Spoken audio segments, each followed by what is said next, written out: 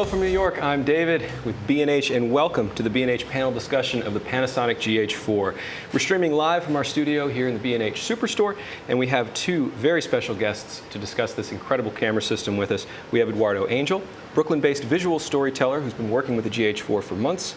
And to my far right here is Matt Fraser, the National Product Trainer for Lumix Products. Welcome to the conversation, guys. Thank you for having us. Thank you. And of course, all of you out there in the Twitter sphere can join our conversation tweeting with the hashtag BHPhotoLive. That's BHPhotoLive. That way we'll be able to answer your questions, hopefully here on the live webcast.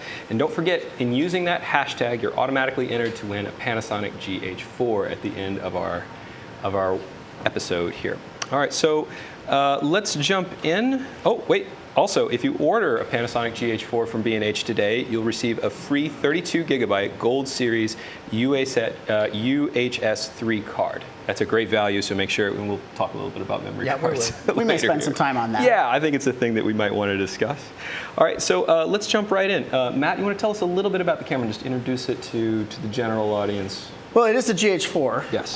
Maybe one or two people have already heard about it. But, what's that 4 stand for, Matt? Yeah, we're kind of forcing this in everybody's head. So what makes the GH4 great is that it brings 4K to the masses. It makes 4K affordable for everybody. And not just 4K at 15 or 12 frames per second, but you can shoot at 24 frames per second. You can shoot at 25 frames per second. You can even shoot at 30 frames per second in 4K. Which is fantastic, and everybody really focuses on the 4K functionality. I think some people forget, though, that it also shoots 1080. It does 1080 in one of those really nice codecs called an all-intra codec, which makes it super simple for me to work with an editing suite with it, which is fantastic.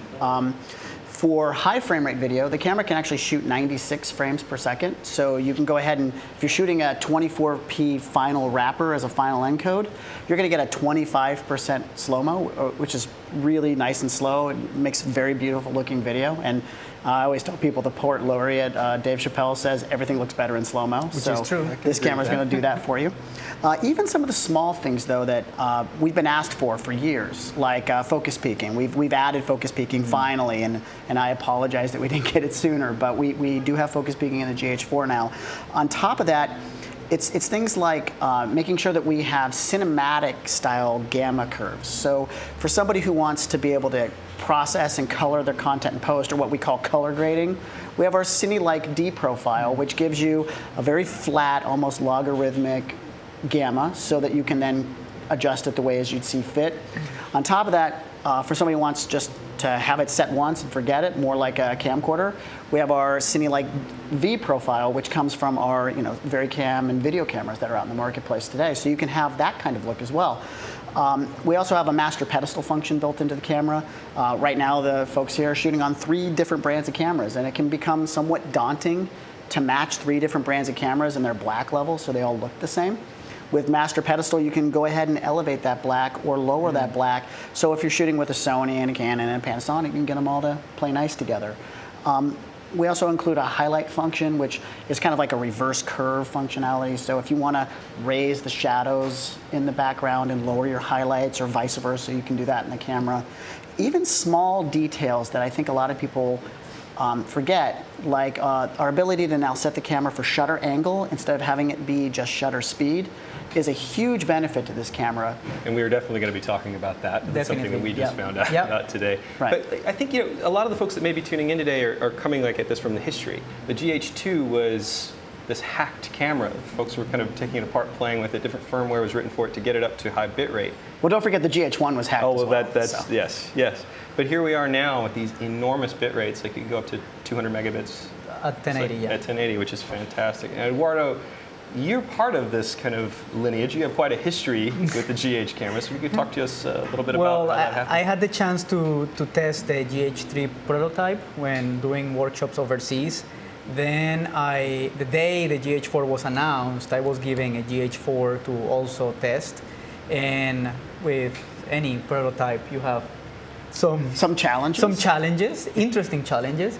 But now I have been using a production GH4.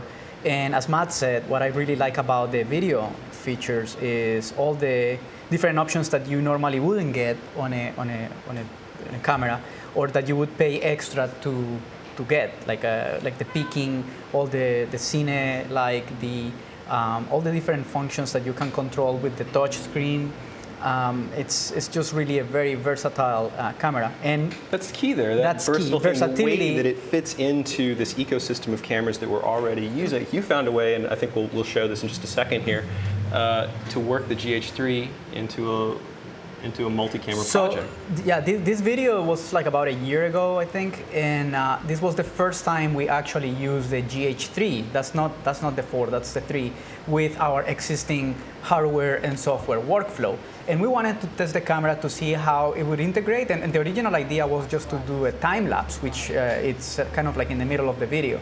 But we ended up shooting with the GH3 and matching it to our existing cameras, and it was a wonderful experience, having AVC HD, having MP4, having MOV, being able to shoot cinema 4K or an NTSC or PAL. It's just 2 clicks away. And the more functions you have, then this camera becomes exponentially better with all the different features. And so you found working with the GH3, it integrated well with other cameras that you were shooting with? Yes, and now with the GH4 is that and more, adding 4K and adding the slow motion that we have a few samples later on, and the built-in time lapse and all these things that we will talk about. So it's really a very versatile system full of features. That's the time lapse that we just saw, and so it's been great. It's wonderful to integrate that into your existing hardware and software workflow. It will just match whatever requirements you have. And of course now you have the option to port it into a 4K workflow as well if your project is being mastered 4K. Well, and you probably didn't have that. For many people, photographers transitioning into video, or for many beginning filmmakers, you didn't have access to 4K. I get a lot of questions actually about 4K. You know, what is 4K and what is UHD? Matt, you want to talk about that a little bit? Okay, so 4K is what we historically call something that goes to cinema. It would be 4096 or 4000 for 4K by 2160. So for those of you out there, it's 4096 wide, 2160 tall, and that's what the DCI, or Digital Cinema Initiative, recommends for resolution for 4K cinema. 3840 by 2160, also known as UHD, or ultra high definition, also known as Quad HD. There's a lot of names. Right. Right. That's going to give you 3840 by 2160, or what we call a 178 or 16 by 9 aspect ratio. So really what it comes down to is, do you want your project to have the same aspect ratio as a theatrical presentation, or do you want television aspect ratios? And that's what you're working with. And 4K, it's huge. There's a ton of information that's in the frame. We want to take a moment now to take a look at some footage that was shot. I believe this was a pre-production GH4? Oh, it was pre-production. Okay. Right. This is some work by Brian Harvey. The stream that you're going to be watching, even though this was shot in 4K, edited in 4K, what you're going to be seeing in the stream is 720p. And we can talk a little bit about that as it comes down here. Yeah, so we had contracted with him very early in the process of developing the GH4. And I will, full disclosure, it was a very, very early prototype that he was able to work with. I'm amazed at the content he was able to get out of that camera because it was very preliminary. But as you can see, the results are just stunning. I think a lot of people look at this and they say, well, the resolution's great. Unfortunately, at 720p or 1080, you can't see that. But what you do notice is the dynamic range and how you're able to pick things up within the shadows, especially on some of the shots of the pyramids that are being shown here. It's really stunning how much background detail you can pull out of this camera.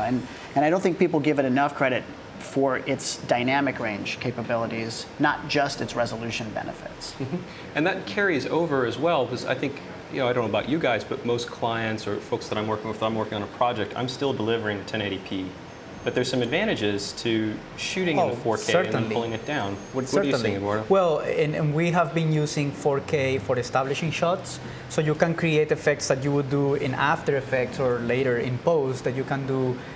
You can capture 4K and then have more data, bigger image, 4 times bigger image to do that. And there are so many different uses for 4K right now. Yeah, and I think like tuning those to 1080p, like something that could help you out on a 1080p project. So you're shooting like a wide establishing shot. Right. Maybe you want to crop in on a specific part of that and make that Yep. work. Or you need a little zoom here or there, and you didn't do it optically. You can mimic. It's not the same as using a slider or using the proper tools, but you can, if you need to, you can create a slider shot or a jib shot by using 4K and cropping in post. So it's not the same, but you have that resource. Yeah, and I think that's nice. So not all of your decisions have to be made out front. There's enough latitude for you to make a choice sort of later as you go. Yeah. Well, and I think to add to that, when you're shooting tighter patterns, tweeds, checkerboard patterns, things like that, historically these SLR-styled or large sensor interchangeable lens cameras have been working with a very large sensor in terms of diode area. It's got like 16 million pixels, and we really only need 2.07 for HD. Right. So we have to do a lot of down conversion in order to make that 16 megapixel sensor work at 2 million pixels. And the challenge is doing that without getting too soft an image and at the same time introducing moire or aliasing problems. Well, with 4K, we're capturing a pixel for pixel perfect replica of the resolution you need. You're getting exactly 4096 wide by 2160 tall. We're not using any additional pixels. So your occurrence of moire, your occurrence of aliasing is dramatically reduced. In those shots of the pyramid, they may have been seeing aliasing errors out there because it's at 720p, but the fact of the matter is that when I downres that file to 1080, I don't see any of that stuff, even though it was shot in 4K, because the camera didn't capture that moire and aliasing when it recorded the image. So you can be safe in knowing that when you shoot that content here, if you don't see it in 4K, and you end up seeing it in your file, it was something that you didn't post. It wasn't the camera that was introducing it. That's nice to hear. And you can also pull from that. This is something we haven't talked about, but I know, Eduardo, you've done this. Have you pulled anything out of 4K, like for stills? Well, I have, and I have been testing Lightroom to pull frames as JPEGs that are about 2.2 megs. I have been exporting from Premiere Pro CC, and you get about a 30 meg TIFF file. And you can also do it on camera. You can play a video, pause the video, and then select the center of the screen, and then you save an 8 megapixel. Yeah, I can file. actually show. We can actually show when it's done. It's really awesome. So what we're going to do is I got it in video mode. We're going to just quickly press our play button right here. So while I got it in play, it's kind of hard to do while I'm looking the wrong direction. So as we got our video here, if I hit play for the video to play, what I can do is I can press here to pause it. I've now paused my image. What I can then do is I can hit the set button right here on this side. When I press the set button, it's then going to give me an option that says save this as an image. And the Just answer select is yes. Yeah. Boom. Done. I've now saved that JPEG image. So I've taken a 4K or what amounts to an 8 megapixel photo, and I've just extracted that right from my video. This is a great feature for a lot of different things. So like if you were, I don't know, if you're shooting like your son's baseball game, something like that, and you wanted to pull a still from it, you can do it right there on the camera. Or even for thumbnails. I mean, YouTube allows you, and Vimeo as well, allow you to put like your custom thumbnails, so you can create like the one frame that is describing your project. That's the one. Yeah. So you can just export it that way. And if you need to make the choice very, very quickly, it's right there to do in the camera. You and I think, both really like the scrubbing feature. Oh, I love it.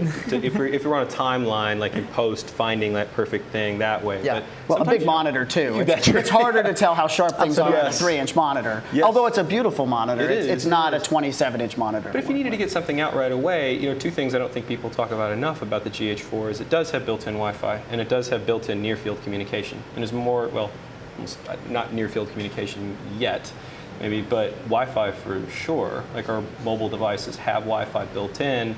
We can move that right over. If you're an independent journalist or you're a blogger and you need to get something up right away, you certainly can. We have used the camera on the GH3 on trade shows. So for the first time, we're seeing a product that was just announced seconds ago.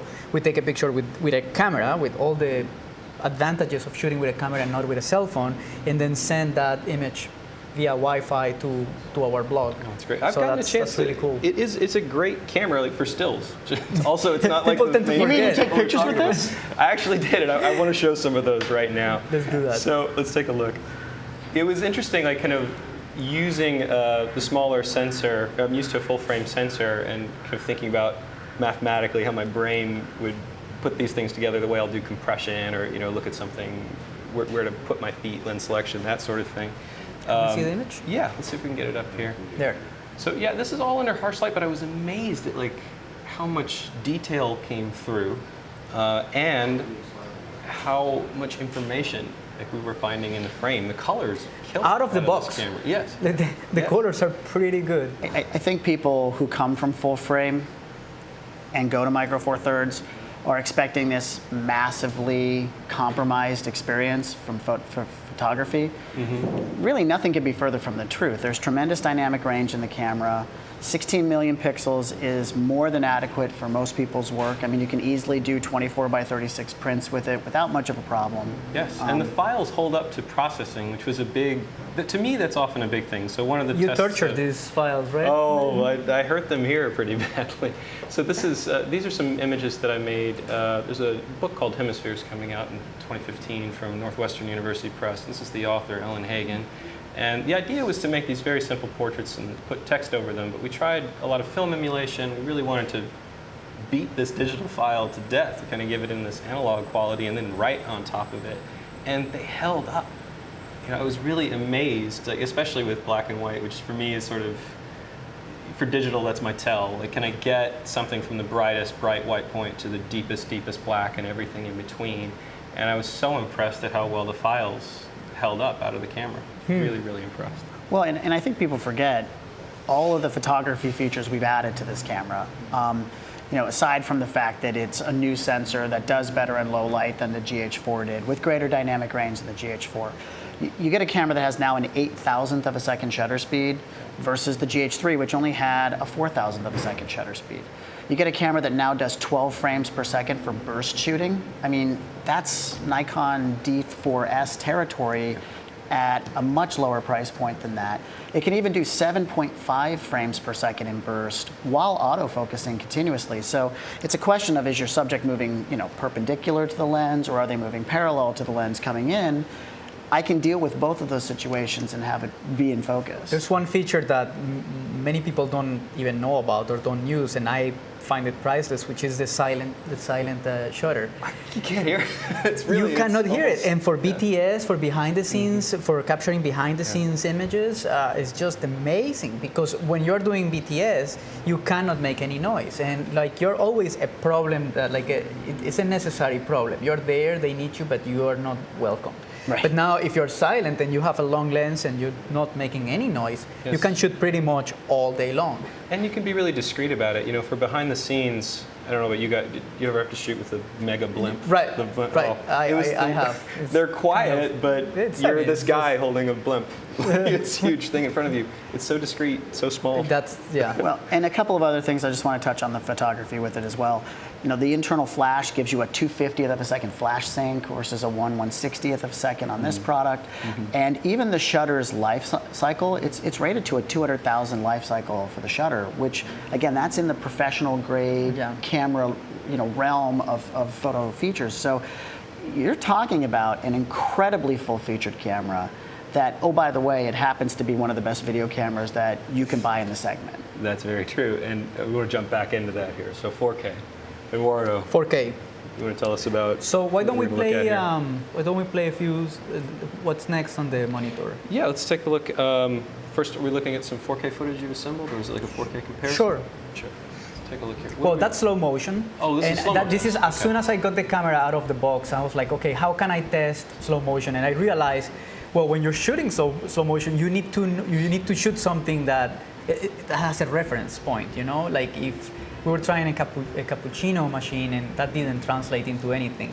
So this is at my local favorite coffee shop in Brooklyn, and at 96 frames per second and trying at 200%, at 100%, and liquids are always easy to understand. They look awesome. And it's great. Something to consider, I someone said online, therefore it's true, that it's a little soft, and I disagree with that. I don't see any issues, and something that you need to be aware of, or people need to be aware of, is that the camera defaults to 100 shutter speed when you're shooting at 96, when technically you should be doubling that at 200. But, as Matt said, you can also change from shutter speed two shutter angles. So you can set it at 180, and that's it. Problem gone. Well, and first off, I'd like to point out that if you that's just you messing around in somebody's coffee shop. I wish I was talented enough to just mess around like that and have my footage that look was that a 30-minute test. 30-minute test. Just ran in. So thanks, I feel awful now.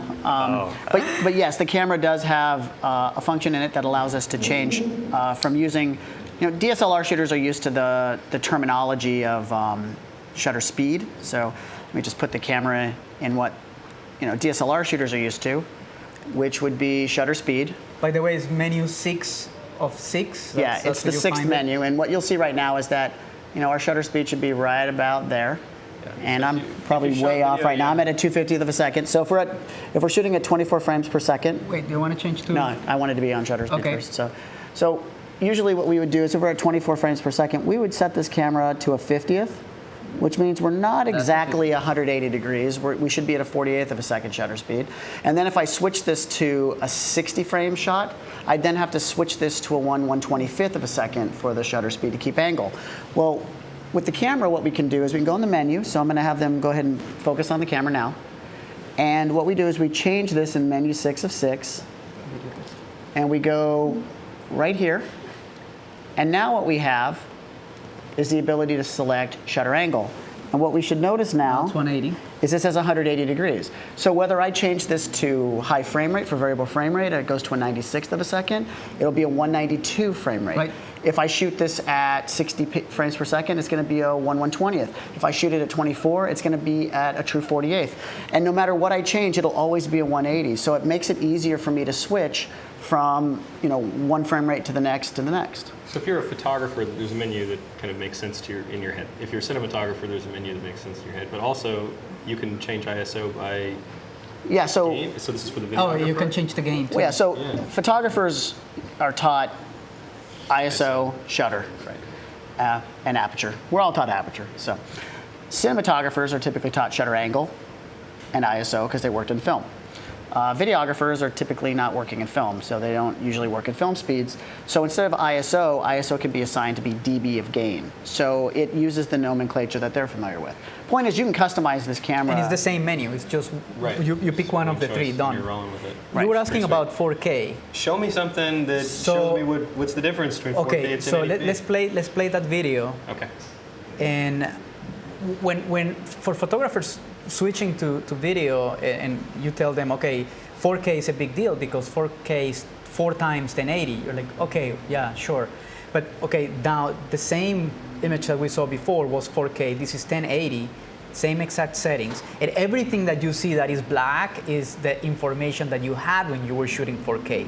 Now it's the same exact thing as slow motion and 96.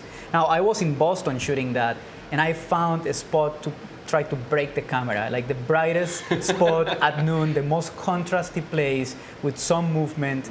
Again, 4K, now 1080 at 200, and then the next one is gonna be slow motion at 96. And you can go to YouTube and play these again.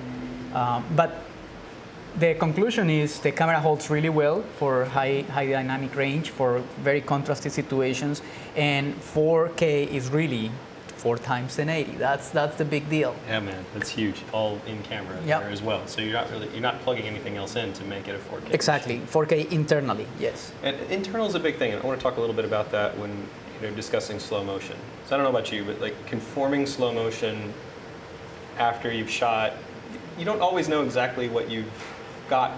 But well, you can play it. Yeah, you can play it back. It conforms in the camera. It's amazing because you're shooting slow motion and then you go to your subject. It's like, take a look at this. You need to walk faster. You need to jump higher. You need to do whatever. There's a video that I don't think we will have time to see, but it's on our Vimeo channel, and is a dancer. And we were shooting 4K and slow motion and mixing both of them. And it was amazing for her to stop and see, okay, this is what we got. We need you to do whatever. And it's priceless. And a great way to tell. Oh, I'm sorry. Sorry. And then for guys like me who aren't quite as professional as you, occasionally I might have a television in the shot and I didn't realize it, or I may be under fluorescent lighting, and I didn't realize I was under fluorescence. So all of a sudden now I see this flickering and dithering. I can at least see that before I get home after I've already burnt the shot and ruined the shot. So it's really nice to be able to see that. And some things you can't go back and get, which is cool. It's just cool that you can now monitor what you're doing here. I want to show like a little slow motion video that I shot of my daughter. So I don't think it doesn't have to just be for production types of things. Oh, I'm sorry. What are we looking at here? Oh, this is time lapse. This is also in camera. Yeah, this is also. We shot this 2 nights ago in Florida.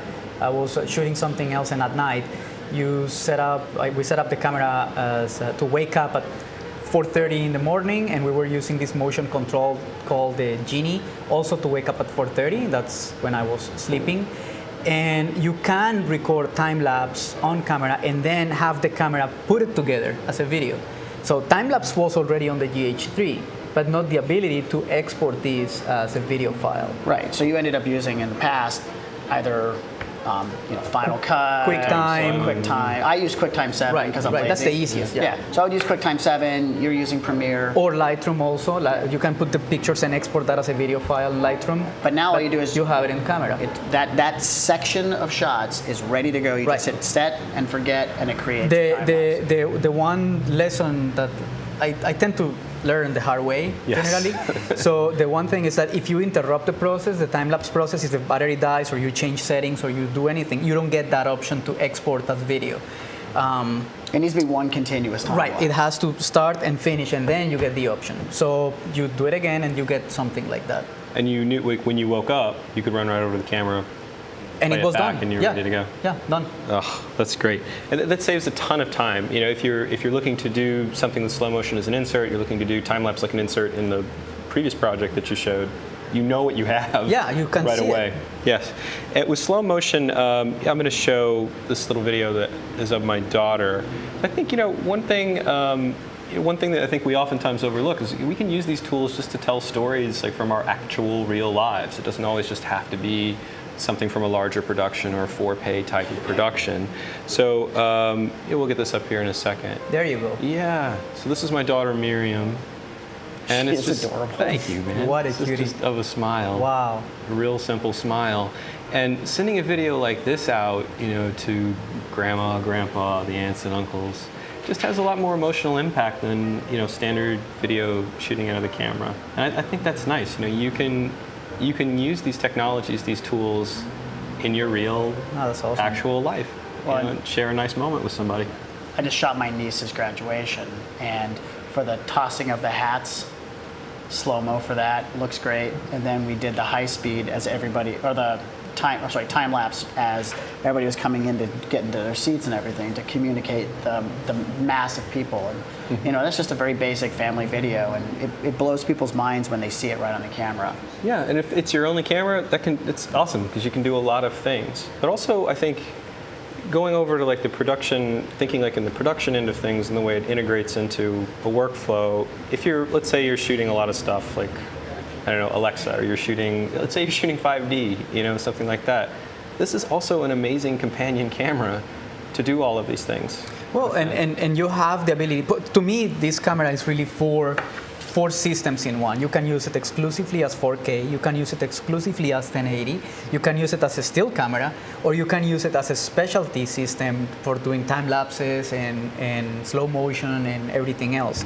So you have all that combined under 2K. And in terms of workflow, we should probably talk about this. The YAGH unit? This toy at one point. Sure, yeah, we can talk about this guy. So the YAGH is it's an interesting adapter that we had launched. I think it's important for people to understand why we've brought it to market and what purpose it serves. So I'll kind of just walk through the workflow of it. So on the side of the camera, you'll get a set of XLR inputs, so channel 1, channel 2 audio in. This would be a very expensive device if that's all it did, though, so we're going to go through all the other options it has. So XLR comes in. On the back, we have our ability to control levels, which are right there. We also have phantom power on board, so we can power those microphones. As the audio comes into the camera, it's digitized internally, so it's turned into zeros and ones here, and then it's brought out a few of the pins at the top into the camera, where it's mixed with the video signal. So the video and audio are mixed together. They're then sent out the HDMI connection right here. And when they come out the HDMI connection, you use 4 SDI connections on the side if you're going to do 4K. So this is really the impetus for this device, because right now if I want to use an external recorder to capture 4K, there's just no devices available that can do that over HDMI. I have to do it over SDI, and for 4K I need to use all 4 SDI recorders or cables. So the recorders that we would use is like the Odyssey 7Q, or we would use the Key Pro Quad from AJA, or some people call it Aja. The point is that we wanted to be able to give people access to external recorders with this product right out of the box without having to wait for somebody to come out with an HDMI recorder. On top of that, we also wanted to give people access to higher bit rate for their videos. So this device does that today, because the HDMI output will give you true 10-bit 422 output potentially. Obviously that would then translate through the SDI connection when I do that. Which, sorry to interrupt, but people don't understand that that's 4 times the information that you get. Yeah, you go That's from a big 200. deal. Yeah, it's 256 shades of gray to now 1024 shades of gray. It's a big deal. So you're getting more. You're getting less solarizing in your shots, especially if you have, like a light behind a smoky background, where you can get that sort of concentric circle effect that happens. That we say is an effect, but really was just an undesirable after effect in the shot. By giving you more grayscale, you're gonna have a better overall result.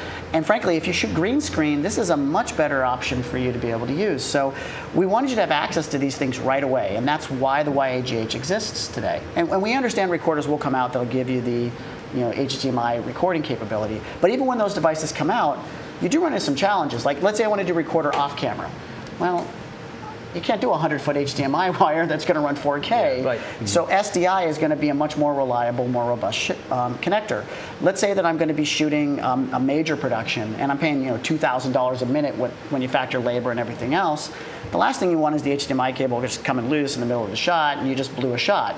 So SDI connections are much more robust. Plus, if you're shooting, correct me if I'm wrong, but if you're only shooting 1080, you can connect. You're only using one port, and then you can use the other 3 ports for something else. One to send one to Video Village, and something else for an external monitor. Yeah, so if I'm doing 1080, all 4 of these can be used as 1080 outs. Correct. Which means that I can be connecting a local recorder, a local monitor, I can go to a switcher, and I can go to Video Village, all 1080. If I'm doing 1080 60, these 2 wouldn't work. It would just be number 1 and number 2. Number 1 and number 2 will be your 3G output, which means that each of them can handle 1080 60p on their own. So then you'd have 2 outputs for that. And then it's also important to note you have a time code in, so you can use an external timing source to either gen lock multiple cameras together, or you could frankly force the time code into it as well. So you can force time code in, and then the camera's internal time code generator will keep time for you. I think when I first heard about the GH4, I thought you had to have that thing to record 4K. But that's not true. You can actually record 4K within the camera. And I want to show this video. I want to show a little video here that combines 1080 with 4K. It was mastered in 1080p. And you can see what we're looking at here is a 4K image. And this is not an optical zoom. It's a digital zoom that we're applying in post. We have some different speed things that we've done here. But all this to say is, like, being able to do 4K within the camera. Let's say you don't need the larger file for what you're working on. You can do all of this. This is all just straight out of the camera. Then the zoom is being applied in post. In post, yeah. Right. I don't know. Are you playing with a lot of that right now? Well, that's basically what I mentioned before about like the white establishing shots and mimicking movement like sliders when you didn't do it right. In production, you have the option to do it in post. It creates a lot of confidence, especially if you're working on something collaborative. And I don't know about you, but sometimes, like, if I'm working a second unit, or if I have somebody that's doing second unit for me, I want to make sure that whatever I'm giving them is going to give me some flexibility on the back end. Right. Shooting in the 4K gives you a ton of flexibility. Yeah. And we should probably talk about cards at one point. Oh, let's talk about cards. Because you came from the GH3. Yeah. Did you put one of those SD cards that you're using in I think Matt has the perfect answer for that. Okay, so when we're talking about the classifications of cards, and I know that there's a lot of debate out there online about Panasonic might be changing the data rates in order to accommodate smaller cards. Here's the situation, okay? If you record 4K, you have 100 megabits per second of data that's transferred, okay? That works out to 12.5 megabytes per second. It's the math, okay? So people think, well, I have a 200 megabyte per second, SanDisk Extreme 2 card or whatever. Right. And they think it's going to work. And it probably will. It'll probably work just fine for you out there. That's the problem. And it'll probably be okay. But the problem is we don't know what the minimum write speed is. After you've used the card a few times, it's got some corrupt files on it. So when you see U3 on a card, and it'll be a little U symbol with a 3 in the middle of it. That's a good one. When you see that card, what it's telling you is it guarantees a minimum of 30 megabytes per second of write speed. So we can't promise that a U1 card is going to work and not drop frames on you or not periodically just stop recording. But there's a pretty good chance your U1 card will work fine with 4K. We're finding that now.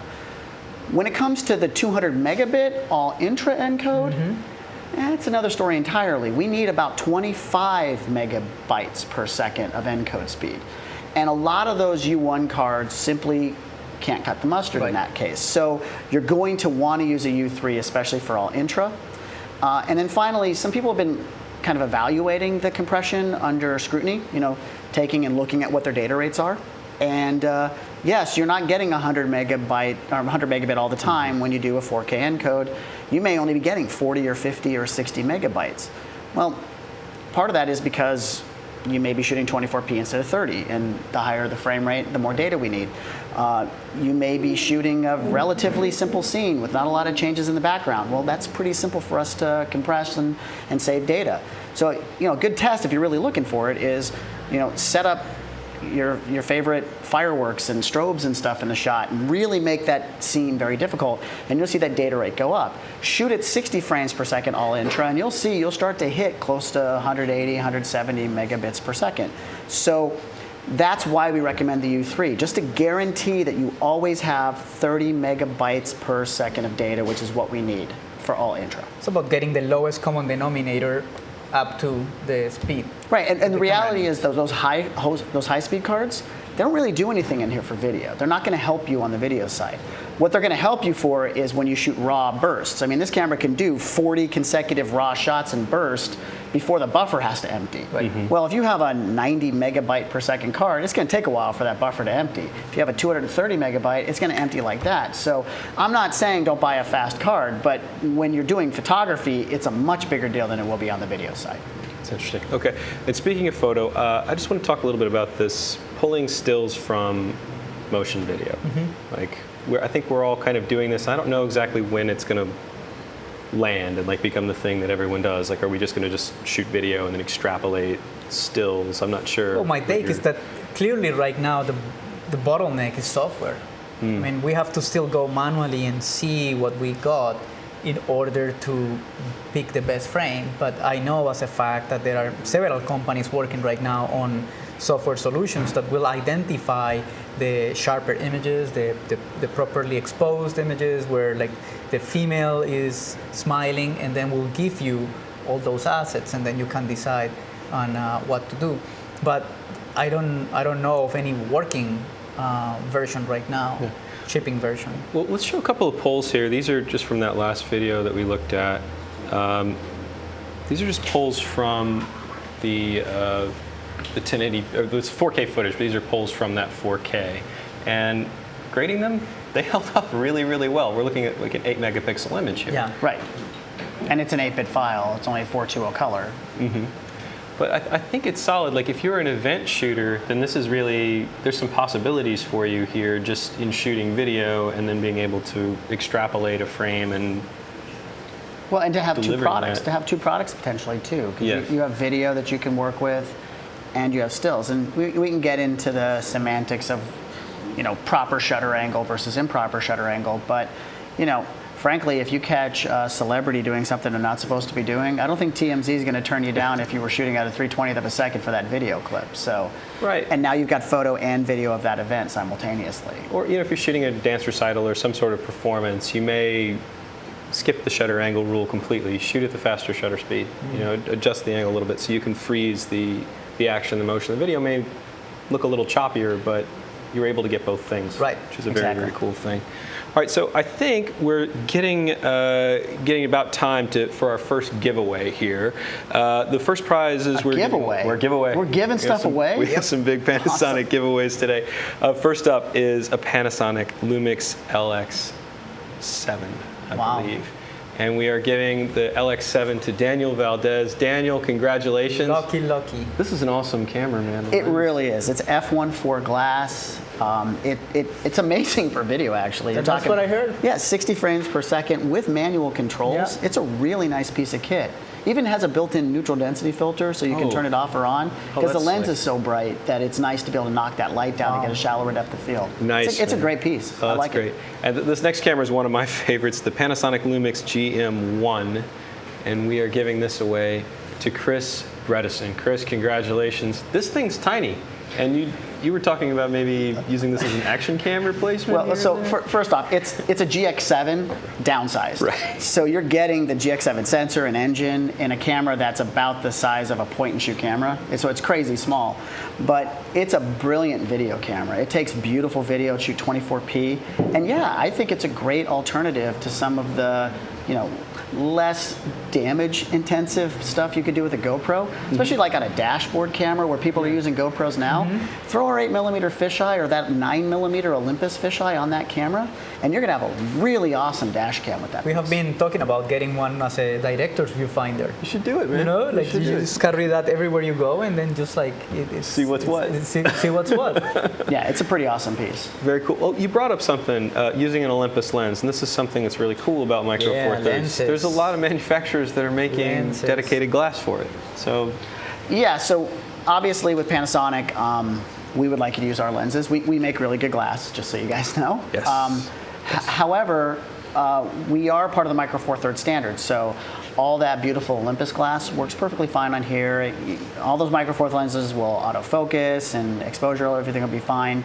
But then we have companies like Voigtlander that are making some really interesting specialized lenses, like 0.95, like super fast aperture glass, to get really shallow depth of field, a little softer, so it's not quite as hard-edged and razor sharp as some of our glass is.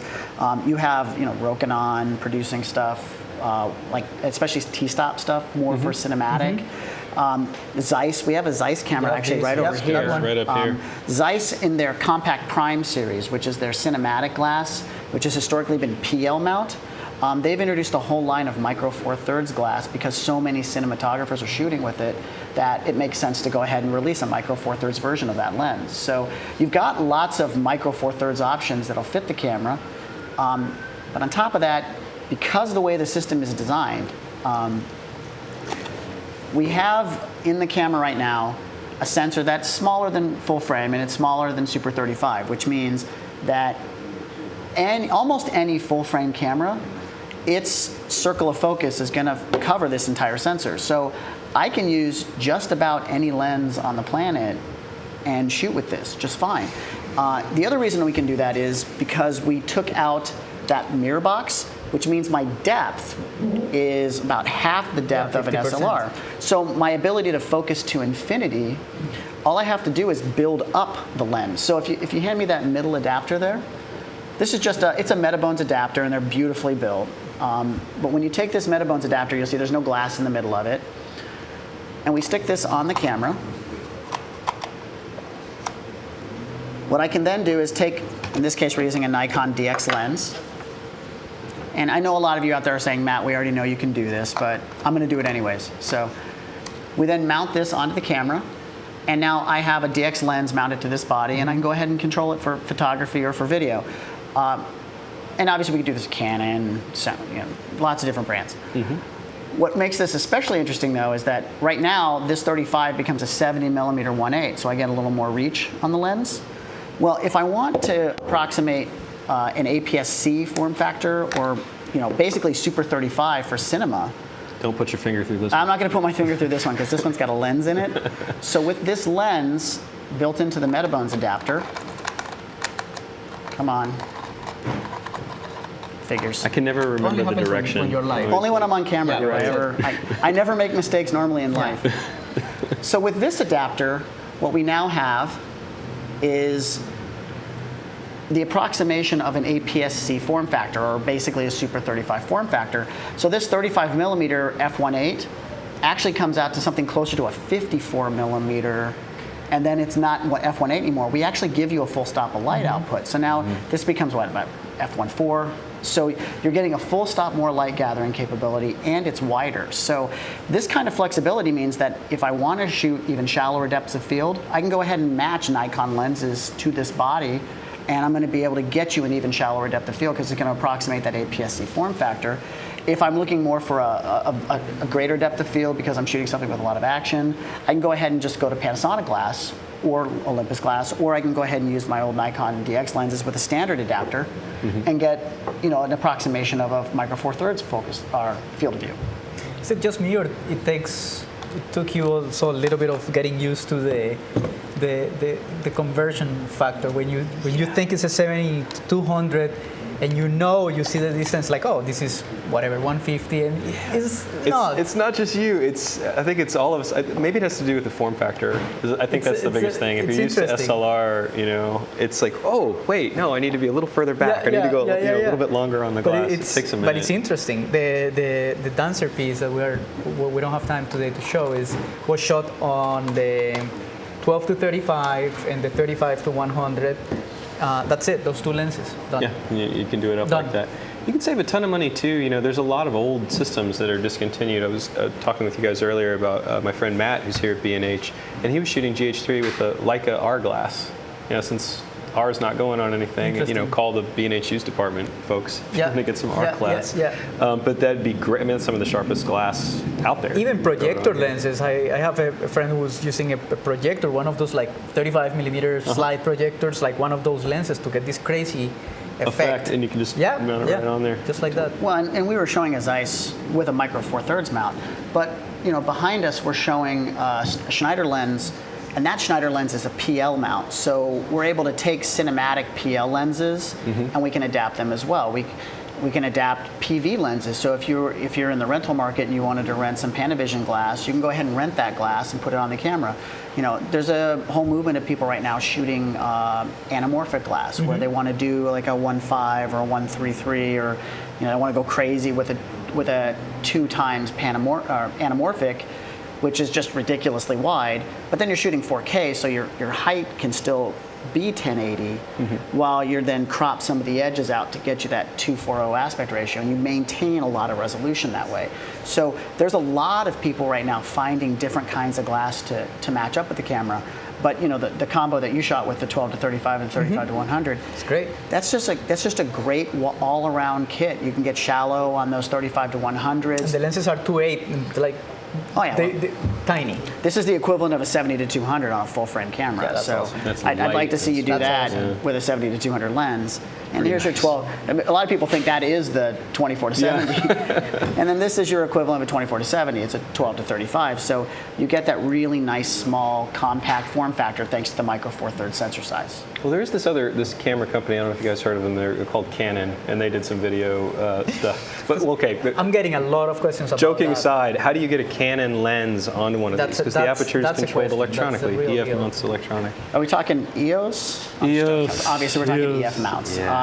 So with an EF mount, there's a few options. One is just you can get any number of adapters that don't have aperture controls, and you're just shooting wide open with the lens, which may not be what you're trying to do. That's not the answer. So Red Rock Micro has an adapter that you supply power to, and it will control the aperture blades in your EF lens.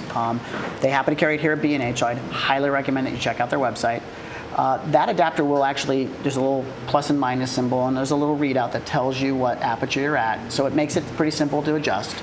The other alternative is there are adapters available now that will mount to the camera, and then they have aperture blades built into the adapter. Yes. So they'll have markers like 1, 2, 3, 4, and you make that adjustment. The only drawback is you never really know what the aperture is that you're shooting at. Especially in multi-camera situation, that's really hard. Well, they do have indicators, so you can kind of get them to match. You're guessing. And it is a guess. Or there's hope that there is a company out there that is working on a solution for us. Well, I don't know of any solutions at this point, but those are the two solutions for Canon EF glass now.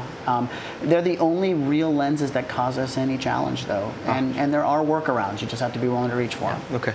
Well, hey, I want to take this time to invite our audience watching at home or in the office or wherever you are to chime in with some questions. You can find us on Twitter and shoot us a question with the hashtag BHPhotoLive, BHPhotoLive. And we'll get to your questions in just a second here. And if they're watching at home, Alt-Tab so you can get to that Excel spreadsheet to cover up the video as we're shooting. There it is. And remember, when you send us a question on Twitter, you'll automatically be entered to win a Panasonic GH4 at the end of our webcast. Wow. All right, so make sure you're sending us some questions. Tweet a lot. Hopefully that's Matt Frazier in the drawings. Yeah, there it could be. All right, I want to be unpopular for a second here and say thank you to Panasonic for something that, I don't know, gets a lot of there's a lot of gripe about this, but I really like it. I'm going to talk about AVC HD for just a second. I like it. So you're the guy. I don't like it. So you're the guy. I am the guy that likes it. Now, this doesn't mean that I shoot everything in AVC HD, but it does mean that I think that's a really, really beneficial codec based on its size for somebody that's shooting multiple events during the week and has to archive all of that stuff and keep it. I agree with that. Yeah. So far, I agree with that. But I see a lot of shooters using AVC HD and Final Cut 7, for example, and then transcoding just because it's faster to shoot AVC HD, but you're wasting time transcoding. So that's the situation that I disagree with. Yes, and you're a Premiere editor now, yes, aren't you? Yeah. Well, some things I think it makes sense. You can start editing in Final Cut without doing the transcode. I think it's really more for when you're finishing on the export that you want to have all that stuff in. You don't have to worry about that ever again. True. You're done with all of that. But what's your take, man? So I have a few takes. So first off, if I have a very long recording, like I'm doing concert footage and the camera's going to be there for hours, clearly AVC HD, if I need long continuous recording, is the best option. Yes, it's really the only option that's going to give you that long recording time. And our H.264 encoding that creates that video is very high quality. The drawback with AVC HD, and I think guys like you who work in video consistently, what sometimes you forget to realize is that not everybody's using a 2013 MacBook Pro for their video editing. And so if I'm going to work in Final Cut 10 as an example, and I'm going to bring in AVC HD and I'm on a 2010 or 2011 Mac Mini with a quad-core basic processor. Right. No video card. Yeah. If I'm trying to do more than one camera angle, or I'm shooting in a weird frame rate that the computer's not really competent at working with, I end up with lots of drop frames, and it makes it difficult for me to find my marker point. So, I've done tests where I've shown salespeople, how much processing power AVC HD requires on your computer, and it really taxes the resources in your computer. So, unless you have a need for a lot of recording time, it's just not a very friendly file format for editing and working with in a computer.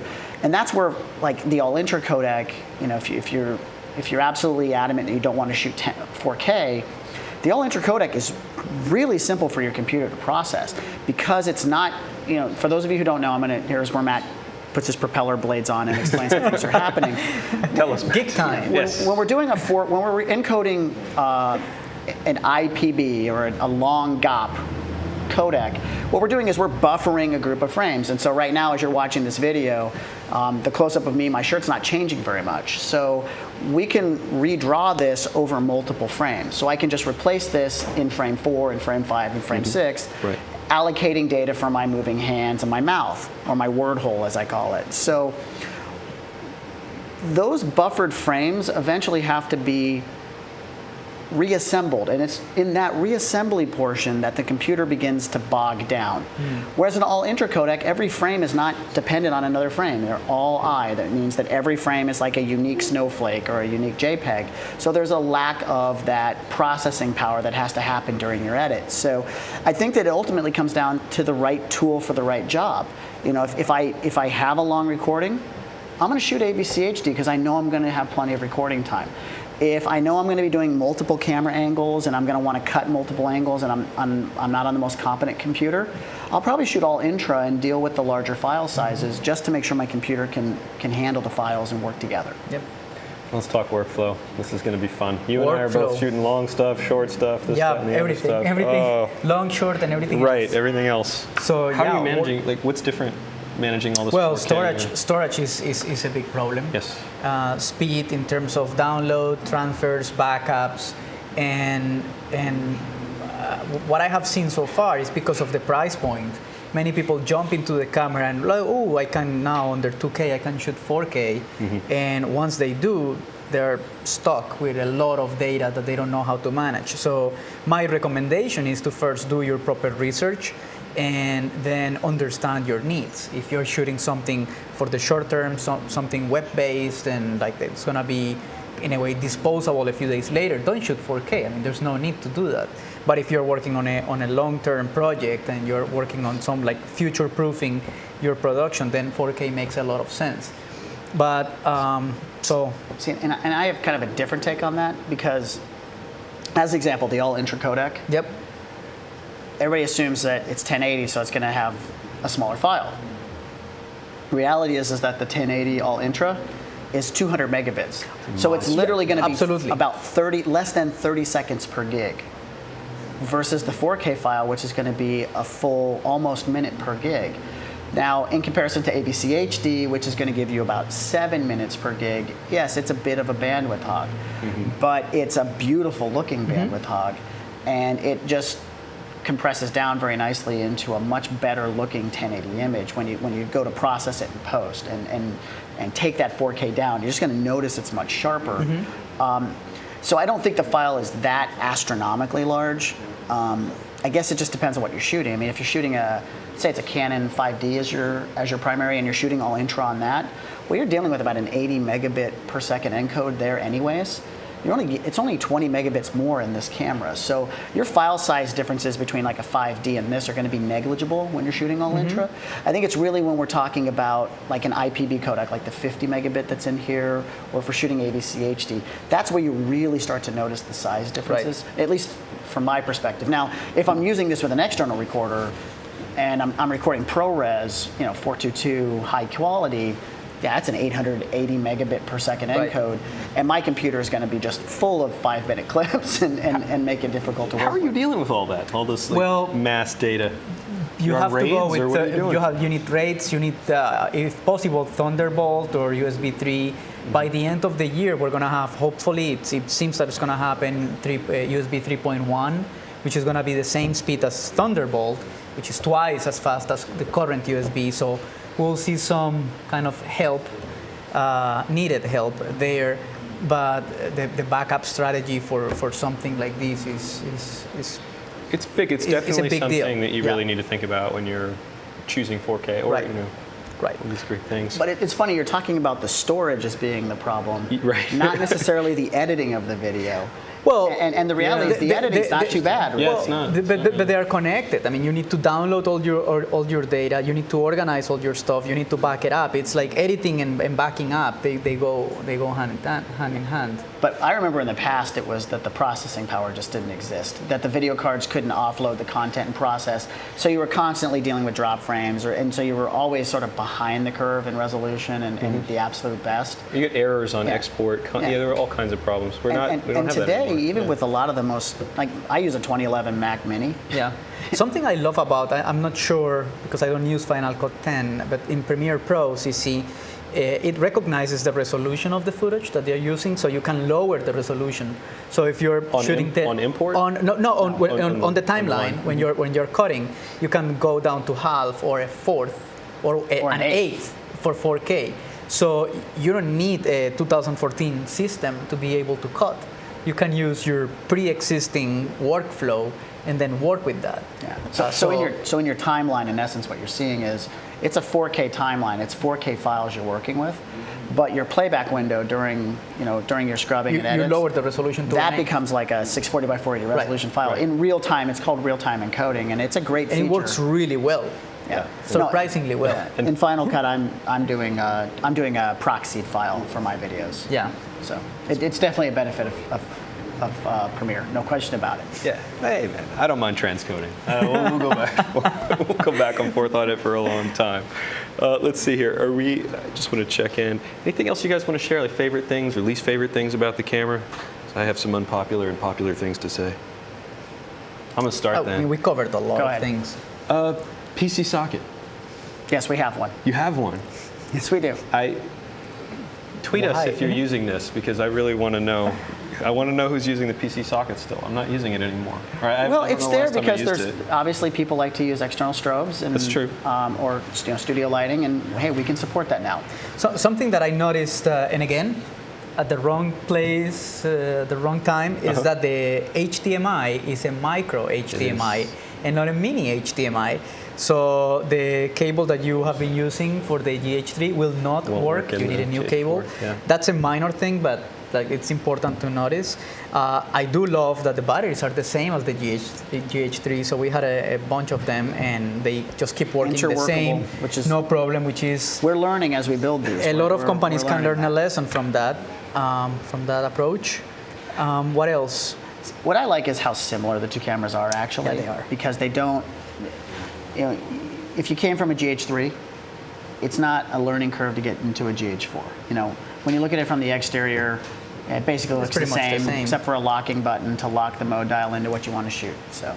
Okay, so we have some questions that are coming in from the Twitter feed, and we're going to jump into those right now. Some of these will be longer form, some of them will be shorter, but I'll pose them to the panel here. I'm waiting to get grilled. All right, this is from Jonathan Whaley. He asks, how manageable or complex is the GH4's 4K workflow? I'm an Adobe Premiere user, exclamation point. We just talked about that, so Let's hear.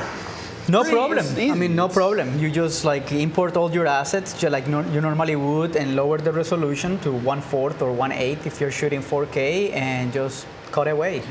In Final Cut, equally easy. You'll transcode when the footage comes into your machine, and whatever you set your line to, you can just drop it right in. So you're a Final Cut 7 user. I'm a Final Cut X user. Final Cut X. So just so you know, in Final Cut 10, you don't have to do the transcode even. It'll do it natively in H.264. So yeah, whether you want to do a transcode or you want to do it natively. Yeah, no problem with Premiere Pro CC. Okay, let's see here. We have another question here. Given its larger sensor array, how well does the GH4 handle the rolling shutter issue compared to other DSLRs? Well, I work for Panasonic, so I'm going to say it's better. Truth is, you're going to ultimately have to be the judge of it. When it comes to the 1080 video versus the GH3, it's clearly improved over the GH3 for 1080, and that's because we've increased the output speed of the sensor. It's 50% faster, which means we can address more rows of pixels down the array versus the GH3. When you shoot in 4K, we've been told by our engineers that it's better. I'm finding that it's actually equal to or maybe just slightly worse than the GH4 in terms of its rolling shutter, in terms of the occurrence. But you got to remember the GH3 was worlds better than just about any of the SLRs it competed against in terms of rolling shutter. So even if it's just a hair more apparent, it's not like horrendously bad. It's still better than almost any SLR I've seen at controlling it. That's something I haven't tested yet. I didn't find it that bad. I didn't find it. You got to whip that thing around to really get it to have an issue. Okay, this is from Dylan Irwin. He asks, is there any downside to using PL or EF mount adapters with the GH4? We talked a little bit about this. We talked about the lenses already. Well, it's cost. I mean, cost, yeah. PL lenses are not inexpensive. Okay, here's one. This one. Okay, does the 4K Panasonic Lumix DMC GH4 have any image stabilization capability, saving us from having to use a steady cam? Well, you have built in on the lenses. Some of the lenses have IS. Yeah, many of our lenses have stabilization built into the lens. And I want to address this since we're on camera and we can archive this for posterity's sake. The GH4 was designed to not only be a serious photographic camera, but it was designed to be a serious video camera. And to be a serious video camera, I need to be able to record for long periods of time without having to worry about the sensor overheating and seeing a huge noise rise as I'm shooting my video. Right. Well, if I put this sensor on a sled, decoupling it from its heatsink, and then ask it to move up, down, left to right, and in angles, what you end up doing is decoupling it from its ability to wick its heat away. And that means you're going to see a rapid rise in noise. You have the potential for the sensor to overheat. We couldn't have that happen with the GH4. That's why the GX7 is very photographer-centric, and it's very high-level enthusiast photographer-centric. We put an image stabilization system in that camera because video is a secondary function of the camera. It's not its dual primary focus. So at Panasonic, if we put an image stabilizer in the camera body, in a GH model, it will only be at the point when we have a better way to manage the heat so we don't take away its functionality. Let's talk about heat because I couldn't break it. I tried. I was out. There were no clouds. It was this mean overheat sun, it. and So I don't know if it's actually possible, but the camera will record until you fill the memory card. That's what happened to me. It's virtually limitless. I mean, 13 hours is technically the limit of our encodes, but there's no memory card big enough to be able to do it. Yeah, the the answer was 4 hours straight, and we didn't have any heat issues. Look, this camera that's got the Zeiss lens on it right now over here, it's been picking up the street, and they cut to this feed periodically. It's been doing this all day long. So, it's been running for hours that's out the window. Sweet. I like that. All right, a couple of control questions here. All right, is it possible to control the audio levels through a function button? So I looked because I saw that, I'm not going to lie, I peeked. I looked to see what was coming up. We don't have a function program key for adding audio levels, but we have made adjusting audio levels on the GH4 You can do it from easier. the screen. Yeah, you can do it from the touch screen. So we're going to, this is going to be like a contortionist move for me to be able to get around to see what I'm doing. So getting your workout today, man. I'm going to put this in autofocus so it's not zooming constantly. But what we do is we have the little camera symbol here. Here you have all your different function options. I'm going to turn this down so we don't get so much glare. And if I hit the microphone, I can just adjust my level up and down right here. There's my level control right. You can see my levels there. You can see the dB that I'm adjusting. So it's just a very simple slide up or slide down. So we have made it easier to access right from the screen. But no, you can't program a function key to gain access to it. Okay. But I'm going to just be mean and ask about the background noise that some people complain. Yeah, I think there was a question. We did get a question. I don't know, but let's see. Can you talk about that? Okay, so we'll touch on it. I'm not going to run away from the subject. So first off, plug time. We make a microphone. It is a shotgun mic. I had somebody tell me it's made of plastic. It's not. It's metal. Sounds it's like a metal. high-quality microphone that we're building. When we designed this microphone to work with the GH3 and the GH4, we paired it with a shotgun array, and we have a stereo array. And in the camera, you can switch between stereo and shotgun right from the camera.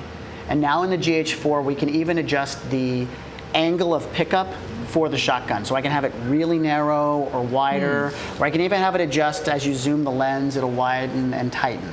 Okay. So when we designed this system, we had to provide, and this is going to be next to impossible to get on camera, I'm sure, but we have a tip, ring sleeve. 4, tip, ring sleeve. Most of the consumer microphones that are out there, most of the production microphones that are out there are just tip, ring sleeve. 3. It's in this deviation where we're getting what we believe, and again, we have our engineers, we're researching this now, and they're going to be looking for ways to correct this. But what we have is a situation where we believe that the microphones aren't grounding out correctly, and so you get feedback. Not every mic is doing this. So we've heard reports where there were mics that were perfectly fine. We've heard reports where they're getting into the audio signal. We've heard reports where it's just on monitoring, but it doesn't end up in the final recording. I've heard all 3 instances with wireless microphones. So the important thing is we are working on it, but you may find that it's just as simple as a 4, a tip ring sleeve adapter, 2 tip ring sleeve adapter may correct the issue. And we always record externally anyway, so we haven't. I don't know you, but always that's what we do. So we don't have that problem. Even if it was there, we don't have it. Question about this guy. We got the YAGH. So well, and it's important to note that the YAGH gives you fully balanced audio, and it can do digitizes here. You'll get none of those audio issues with the YAGH. All right. YAGH, studio use only. Can it take a battery? This is the question. So is it only for the studio, or can I take it outside? I'm glad you asked that. Okay. So just for you folks out there in television land, our friends at B&H happen to carry products from Anton Bauer and Switchtronics. They're external battery solutions that professionals use. We use a standard 4-pin XLR power connection, This XLR power connection allows us to power your products from external devices. So yeah, you can use batteries with it. There's even some very inexpensive options I've seen on B&H's website that work as a belt pack, more of like a lead acid style battery, and they're very affordable, and they include the XLR connection right on it. So yeah, you don't have to use this in the studio. Okay. Photo question. Can you use older Panasonic flashes with the GH4? Oh, wow. I would need to know the exact model number of the flash. There's a lot of stuff out So there. yes and no. Yes and no. There are older flashes that will work, like an FL500 and FL360. They will certainly work. Okay, let's see. Here's one question. Okay, what about the screen turning off during live video recording on the GH4? What about it? I don't know. They didn't know that was a thing. So the GH3 would, and it depends on the firmware. You can do a firmware update to your GH3.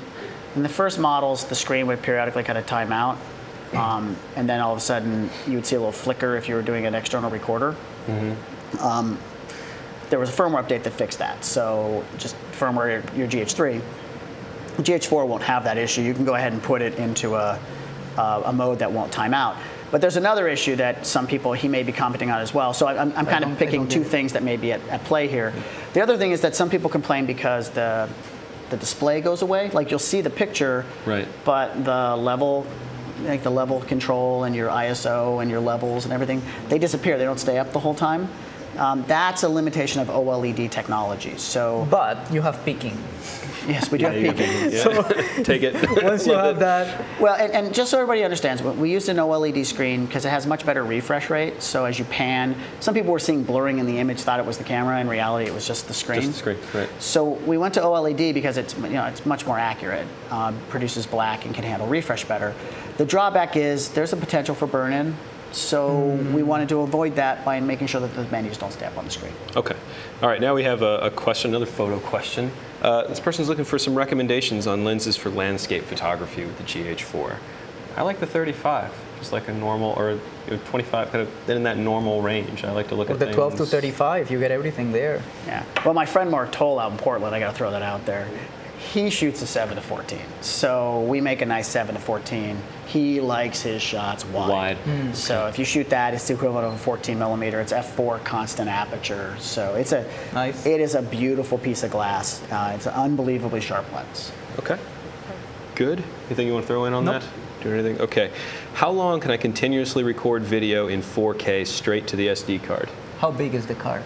Exactly. I think that's till you fill the card. Right. So there's no, in the United States, we don't have a 29-minute and 59-second stop point. So it'll record until you fill the card. Yeah. And a quick question on file size. Just going to sidebar here for you. How much are you getting on a 64 gigabyte card? Oof, I think it's 1 hour and 25 minutes. I can tell you exactly what I'm getting based on what the screen tells me. I believe I believe 57 minutes and 23 seconds is what it showed me when I put a 64 gig card in. For which format? But it recorded longer than that. That was in the 4K. That was in the 4K. And it just depends on what you're recording. Right. Put about an hour per 64. Just under, if you think just under an hour. Hour and something, yeah. At 1080 and 200 is like 40 minutes or a little bit less, kind of like 30 minutes. Yeah. Okay, let me see. It's a hard question to answer. It's a variable. It depends on the card. All right, I've seen some examples of super fast autofocus when the GH4 is shooting stills. Is it similarly fast when shooting video? No, because that would be incredibly distracting to your video if the camera was that fast to autofocus. Yeah, you almost don't want to make that transition. I mean, unless you're using like a glide cam or like some sort of like a stabilizer, like I wouldn't use it. You're manually focusing everything. One of the benefits of Micro Four Thirds is you can get that shallower depth of field. One of the counter drawbacks to it is you've got a shallower depth of field. We can't be constantly ramping that focus back and forth and not have it look distracting. Yeah. Okay, here's one. This is a good one. How much better is the low light performance of the GH4 versus the GH3? 1 stop, 2 stops, more? Wow, 1 or 2 would be amazing. I would say it's about a third of a stop better. That's what I'm experiencing when I shoot with it. Some people are saying photographically, it's closer to a full stop better. But then again, this is all ISO dependent. So yeah. And in terms of ISO, I shot this Sugar exhibition in Brooklyn. It's like big white sculpture in a black warehouse. Kara Walker piece. That one. So I shot it a few days ago, so I haven't like put it together yet. But I was testing 200, 400, 600, up to like 6400 ISO or more. So that will be up on my website next week. That's also one of the best shows. It's up in New York right now. Yeah, so it is an awesome show. Yeah. So just to see side by side how much better the GH4 performs in high ISO versus the GH3. So that will be up in a few days. Right. Does focus peaking work with adapters and third-party lenses? Say that again? Does focus peaking work with adapters and third-party lenses? Let me think about that. Yes, absolutely it does. It should, yeah. Yeah, it absolutely works with third-party lenses. It's not, it doesn't require an electrical coupling. So yeah, it'll work with anything. Yeah, it should. Can you adjust both your aperture and shutter speed while you're recording video? Yes, absolutely. That must be, I'm not going to say the brand. Yes, you can absolutely. You can adjust aperture, shutter, and ISO while it's recording. Right. Okay, let's see here. That's the same as before. Same, yeah. A few more here. One from the beginning. Yeah, let's jump and grab one of the early ones we got in here. Yeah. Let's see. I would love to see 720p at 120 frames per second. Is this likely to be a firmware upgrade?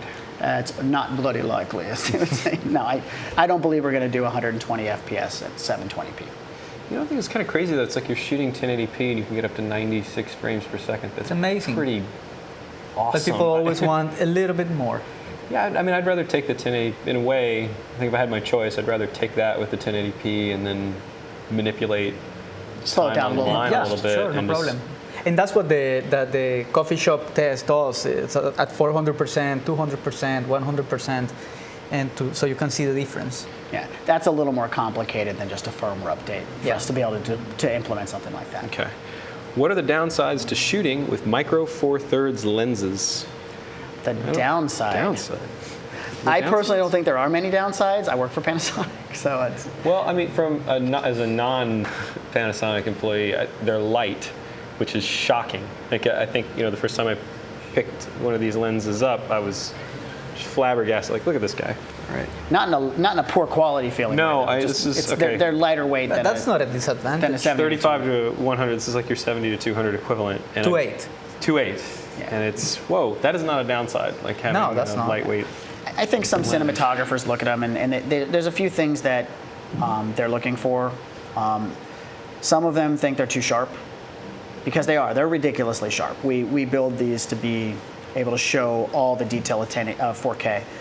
But they're also hard to get to lens flare, especially any of them that have our nano coating functionality on them. Mm-hmm. So if you have the nano surface coatings, they are really difficult to make flare, and when the flare appears, it's usually not in the place you're looking for. Yeah, it's kind of weird. So if you love lens flares, and God love you for loving them, this is probably not the flaring lens for you. It's another lens. Yeah, but there's other options that are out there. Get an adapter. There's plenty of lenses out there that flare like crazy. Right. All right. What is the ISO that you recommend to achieve best dynamic range on the GH4? Well, native is 200, right? Yeah, we're going to get the greatest dynamic range, at least around a noise, at ISO 200. Yeah. Okay. But we shot most everything we have shot right now is at 4 or 8. I don't notice any difference in dynamic range. No problem. How many stops are you guys seeing? There's like a lot of debate about this online right now with the testers and what people are seeing. I work for Panasonic, so I can't quote I still have to test more about it, but with the Boston test, the high contrast with the water and everything else, I'm seeing at least 10. You're seeing 10? At least. Right. I'm putting it in there. I'm saying like 8 no to 10. less than 10. I could say 11, but 10 for sure. Okay. So in our testing, we're finding more than that. Wow. You will notice that you'll get greater dynamic range in 4K than what you'll get in 1080. And so I always feel pretty safe in telling people you get around 11 stops, and that's very conservative. And I was shooting the camera at like the worst possible situation, lighting, contrast, everything, to break it. I was trying to break it, and I got about 10. So if you know what you're doing, if you are lighting and you know like how to properly expose, you should be able to get a little bit more. That's great. Okay, this is a good question. Is it possible to shoot raw stills while recording video at the same time? No. But you can shoot stills while you're recording video? Yes. But it's a JPEG. It's a JPEG. It's a JPEG. And you can't do that if you have to be in a certain video mode to be doing Well, you can't be in the movie mode. You can't be in the opposite. You can't be in the creative movie mode. So we'll get a little That almost maybe made a me close up from crazy. somebody here, but we have this mode here, which is our creative movie mode. It has an M next to a movie camera. If you're in that mode, it's video only. That's what it does. So you need to be in one of the photographic modes. So if I'm in program mode and I'm recording video, your video will be in full auto. That's not a good place to be. Your creative movie mode is this one right here. And so creative movie mode, you can't do video and photos at the same time. So if you put it in like aperture priority or shutter priority, however you want to shoot, we'll go ahead and put it into shutter priority. When I hit the record button, which will be this little red button right there, when I hit that button, that's my video button. You're in full auto for video. It's not going to have any manual control. Well, I shouldn't say that. You can adjust. You can make some depth of field adjustments through our depth of field depth of field preview function, but you don't have a lot of control. But you can go ahead and fire photos at the same time. Just hit the shutter button, and you'll see that it'll capture those photos. All right, now we have kind of a where are we going question. Is 4K being utilized at full quality, or are users using it for flexibility within 1080p resolution? A lot of ways to answer this question. I think right now, still the majority of what we're delivering is 1080. So I'm using it for flexibility in a 1080 space right now. But I don't think that's always going to be true. I think it's the level of production. So GH4 is going to be used on cinematic shot, cinematic production. Clearly, it's going to be used as a second shooter camera in angles that it's hard to fit, an Arri Alexa into a shot. Drones, it's so light and drone so footage. versatile. And so you're going to see 4K production cinematically in theaters with a product like this. Clearly, that's going to be your first exposure to 4K with a product like this. As to home use, probably not. Well, we're still at least 2-3 years away from full 4K. But that's the benefit of it, is that your memories or maybe more. Your memories are for a lifetime. They're not just for this television you have today. That's right. Yeah. You're future-proofing your video content by shooting 4K now. And I think you're giving yourself a lot of other options if you're working in HD right now, shooting in the 4K. All right, this one's for you, Eduardo. Do all of my accessories for my GH3 work with my GH4? Yes, thank God. The big one was the batteries, battery chargers, all the cables except the HDMI cable. Right. Yes, everything else is exactly the same. Same shotgun mic, same lenses, same everything. Well, and the memory cards. That's another difference. U3 cards. Yeah, U3 cards and the micro HDMI cable, and you're ready to go. Nice. Desert Island question for you guys here. This comes from @DonaldJones. What is the first go-to lens that you would recommend for the GH4? Good Lord, that is a hard question. It's hard. I think this goes, lenses are, it goes to your personality. I would go with the 12-35 because it's equivalent to 24-70, 2.8. It's tiny, it fits everywhere. And it's a really, you get a little bit like wide angle for interior shots and portraits and everything else. If you have to pick one for your island, that would be the one I take. I'd be a 35-100 user. Yeah. Because I want to be able to shallow that depth of field a bit more. I like wide. And I'm on an island, so I can just put it out in the lake. I can put it out in the water if I want. I will say that the to die for lens in the line, if you're looking for a Panasonic to die for lens, it's our 42.5 f1.2. If you haven't shot with it, you should. It's gorgeous. The defocused area, the bokeh, is beautiful on that lens, and it uses a new production process that we've just now made public, actually. Most cameras, you have aspheric lenses. They have to do this funny kind of, they're molded aspherics. And so you have a mold that's been kind of routed out to create the mold out of the metal molding portion.